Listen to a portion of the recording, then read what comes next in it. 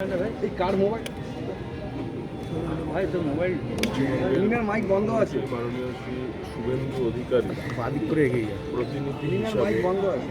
আজ জোড়াসাঁকো ঠাকুর বাড়িতে রবি ঠাকুরের প্রয়াণ দিবস শ্রদ্ধার্ঘ্য স্মরণ করার জন্য আমরা এসেছি।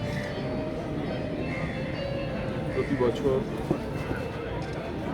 কবিগুরুর জন্মদিবস বা প্রয়াণ দিবস পালন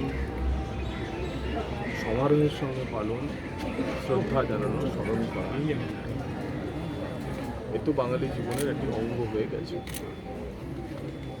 কিন্তু পশ্চিমবঙ্গে নতুন সরকার তাঁরা চায় যে রবীন্দ্র ভাবনা,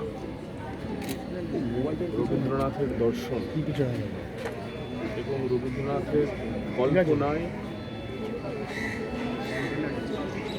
পশ্চিমবঙ্গ বা ভারতবর্ষের অঙ্কন চিন্তন রয়েছে তা আরও প্রসারিত হয় এবং সেই কাজই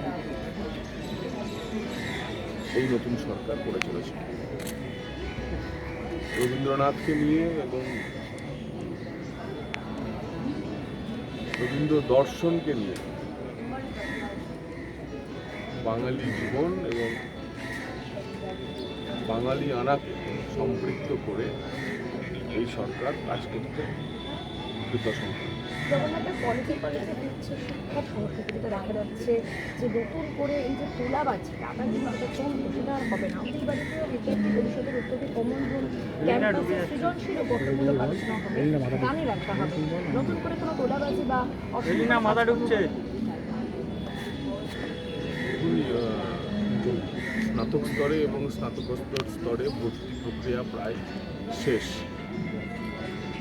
আমরা গত বছরের তুলনায় রাজ্য সরকার পোষিত কলেজ বিশ্ববিদ্যালয়গুলিতে 1 লক্ষেরও বেশি ছাত্রছাত্রীকে আনতে সক্ষম হয়েছে এবং ঘটনাচক্রে প্রায় 40% ছাত্রী গতবারের থেকে বেশি ক্যাম্পাসে এসেছে, যেটা আমাদের জন্য অত্যন্ত আশার কথা।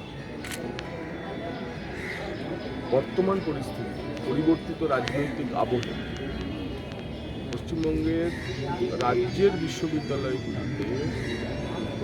বিশ্ববিদ্যালয় পোষিত সরকারি সাহায্যপ্রাপ্ত কলেজগুলিতে বা সরকারি কলেজগুলিতে অতিরিক্ত 1 লক্ষ ছাত্রছাত্রী আসা, সেটা নিশ্চিতভাবে আসার কথা এবং এই আসার কারণ হচ্ছে যে ক্যাম্পাসে পড়াশোনা হবে, ক্যাম্পাসে শান্তি শৃঙ্খলা বজায় থাকবে, সুস্থ পরিবেশে পড়াশোনার পরিবেশ তৈরি।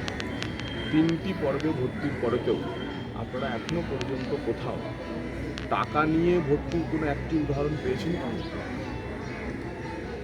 ভবিষ্যতেও আমরা এর পরেও যেখানে যেখানে এই ধরনের ঘটনা, মানে ভর্তি প্রক্রিয়া বাকি, এখন ইঞ্জিনিয়ারিং কলেজগুলির ভর্তি চলছে, নার্সিং কলেজের ভর্তি চলছে, ল্যাটারাল এন্ট্রি যারা আছেন ডিপ্লোমা করে ইঞ্জিনিয়ারিংয়ে আসা তাদের পলিটেকনিক শুরু করবো। এটা ফলে কোথাও আমরা একটু ক্যাম্পাসের অশান্তি, একটু পড়াশোনার সুস্থ পরিবেশ সরকার জিরো টলারেন্স। স্কুল শিক্ষা